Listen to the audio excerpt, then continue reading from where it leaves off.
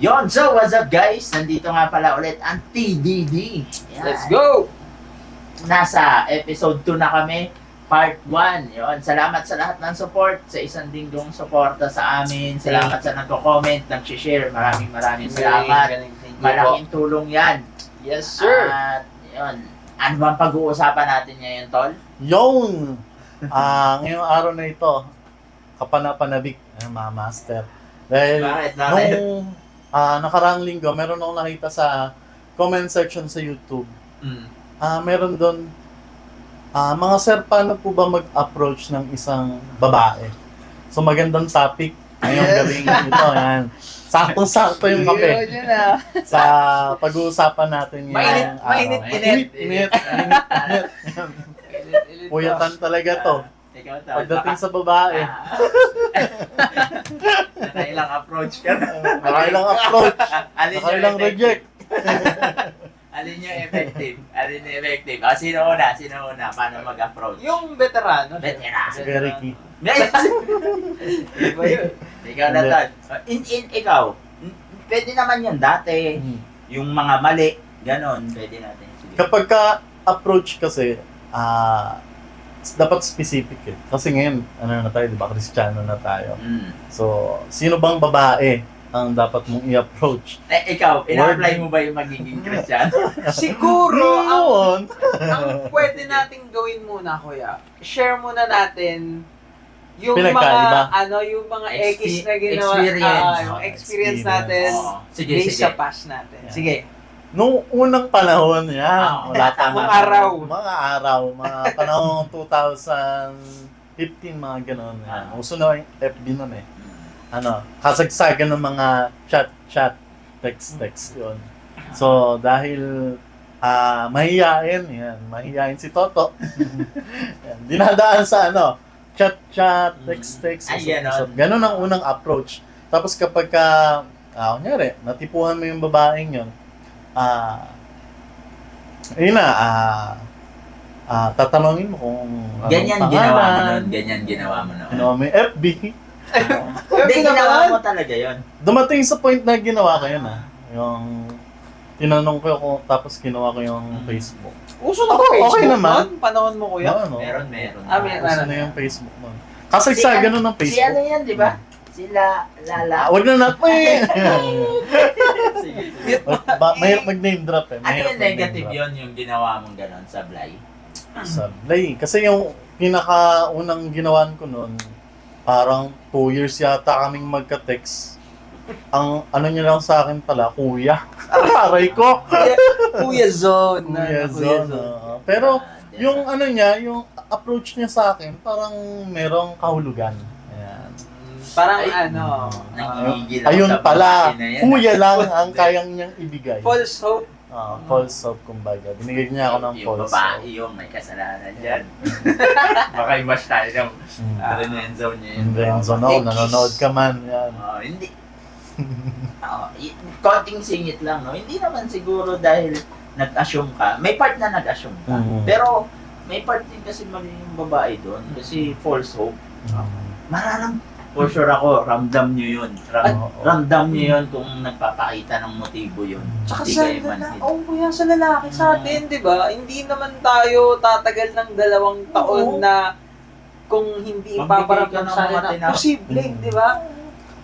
Tsaka, nagbibigay din siya ng time. Ayun ang nakakalito doon eh. Kumbaga nag-e-effort din yung tao. Ikaw And, ayun. To cut the short story, yun, hindi kami naging okay. Tapos, naging Kristiyano naman si Toto. yung ate naman. Yung ate naman. Naging Kristiyano naman si yun. Ganun din. Si Toto, ikaw. Huwag mo nang sabihin yan. Ayan. Ganun din. Through chat din. Tapos, hanggang lumalim.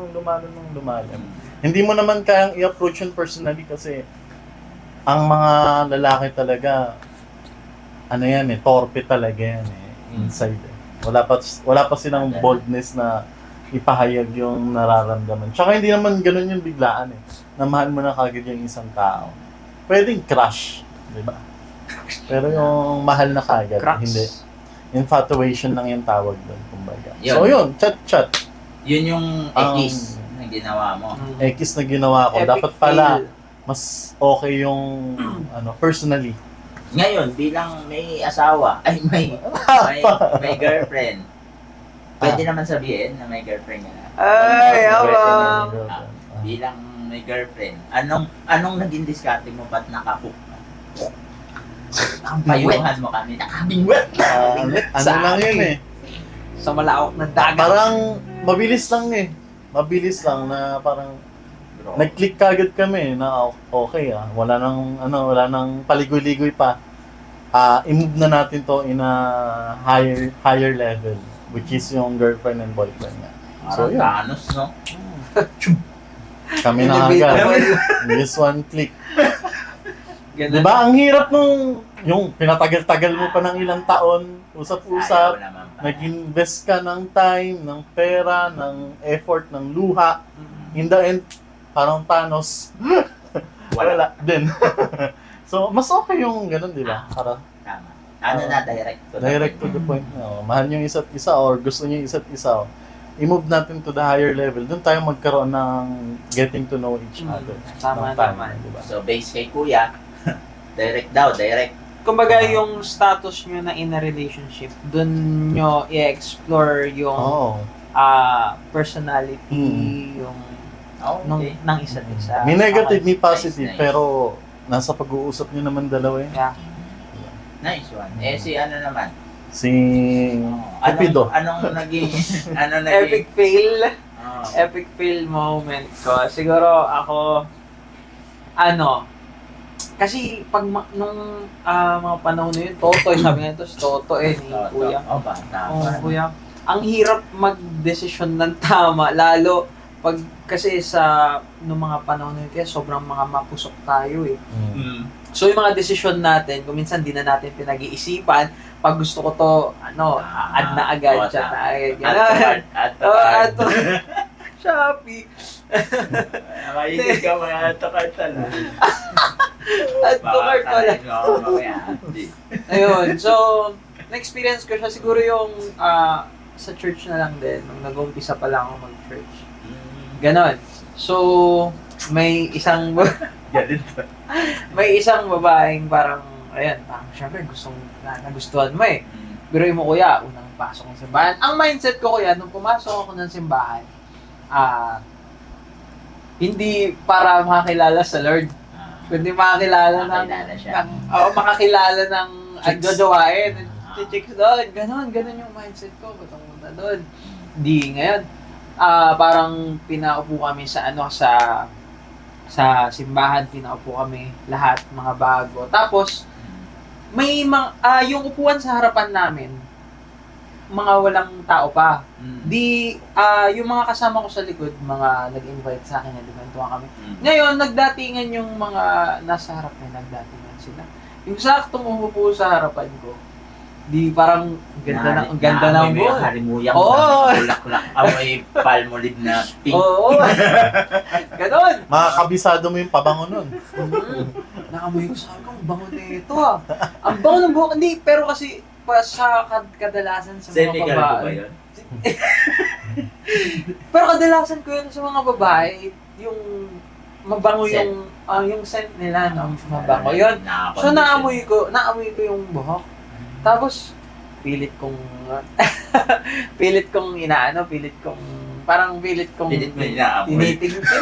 tinitignan. Ngayon nung nakita ko yung mukha, di ngayon syempre uso na yung mga GC niyan. Hinahanap ko yung inad, ganyan. Yan ang diskarte mo. Okay, hindi niya pa ako kilala nung time na yun. Tapos, ayun ang mga pinagsisisihan ko lang na ginawa ko that time. Alam mo kuya, yung magchat-chat ka, di siya, tagal niya mag-reply. Tapos, pag-chat niya, di ba, nag-chat ako sa kanya, alas 8 ng umaga, ang reply niya sa akin, alas 12. Ang reply, pag nag-reply siya ng alas 12, ang reply ko na sa kanya nun, 12:01. Ganon kabilis. Ganon parang, alam mo yun kuya, parang ngayon ko na-realize na sa babae, pagka ganon yung parang akala mo okay na ibigay yung lahat ng time mo sa kanila. Sa end nila, parang wala ka bang pinagkakabalan sa buhay mo? Nakatuto ka sa turn phone mo? off talaga yun. Yes, sir. Yun yung isa sa mga alam kong mga Sablay. sablay ko yan na nagawa ko. Ang dami pa. Pero, isa yun, yun, sa isa yun. malaking parte. Oo, kuya. Yun. Support. Aray! Ayun. Yun sa akin naman, yun, naranasan ko din mga yan eh. Yun, sa sobrang daming sablay na ginawa ko, parang ano na lang natin sa isa. Yun nga, pagka masyado mong binuo yung sarili mo dun sa babae. Ginawa mo siyang mundo. Oo, ayaw ng babae pala yun, yung parang ang kulit-kulit mo, yung chat ka ng chat, yun nga, tulad nung sinabi ni Rael, parang gusto mo lagi mo siyang kasama, naranasan niya rin din. Parang pag nag-chat ka, kailangan mag-reply agad siya. Ganun. Pag nag-aya ka, kailangan ganun. Lahat ng post niya, dapat may react ka. Ay, negative sa babae pala yun. Tama, girls, mag-comment kayo dyan. Negative sa kanila yung masyado mo silang ginudiyos. Masyado mo silang nire-reyna. Pwede mo silang, tratuhin ng reyna, pero hari ka dapat. Yun. Kailangan nakatingin pa rin sila sa'yo. Alpha male. No? Alpha male. Tsaka nilikha tayong lalaki para mag-rule. Dominant. Oo, hindi sila yung magiging, kasi pag ang babae humawak ng relasyon na gulo, tama tol? Tama to. Hindi totoo. Pero pag lalaki nag-stand gano'n, kaya ang mali ko nun, naging ko, Golden Retriever Boy. Ganda. Ibang tawag nila. Hindi yun yung masyado ka malambot. Yung pinakita mo na handa kong iwan lahat. Oras ko, time ko, pinagkakaabalahan ko, mapuntahan ka lang. Hindi para sa red flag ng babae yon sa lalaki. Na feeling mo, ay may time ang may isip ng babae. Ay may time siya sa akin, ganito. Pero at the end, mabubuhay ba ako nito? So yan sa part ko noon, isa yon mag-approach. Paano kasi mag-approach eh? Kung mag-approach ka sa babae, isa sa pinaka tinitingnan ng babae, bukod sa looks, yung kakayanan mo na mag-handle ng relationship. Kailangan meron ka. May dating ka. May angas ka. Number one, financial. So, mag-approach ka ng babae pag okay na yung financial mo. Pero kung yung financial mo, yung pinanloload mo para makapag-ML, Dota ka pa, galing sa magulang mo, huwag ka mag-approach. Hindi pa stable. Hindi. Hindi pa established. Oo. Tama. So, yun, mag-approach kayo pag okay na kayo sa stable na rin yung emosyon mo. Paano naman pagka babae naman yung unang nag-approach? No? Unang nag-approach. Di ba? Ilang Lalaki. minuto na muna.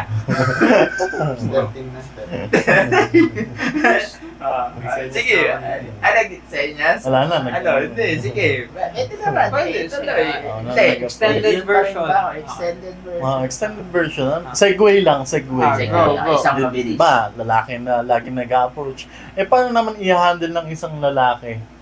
Diba? Na ang palay ang lumapit sa manok. Ayan, sige. Sabi ko pa sobrang may sa demonyo yun.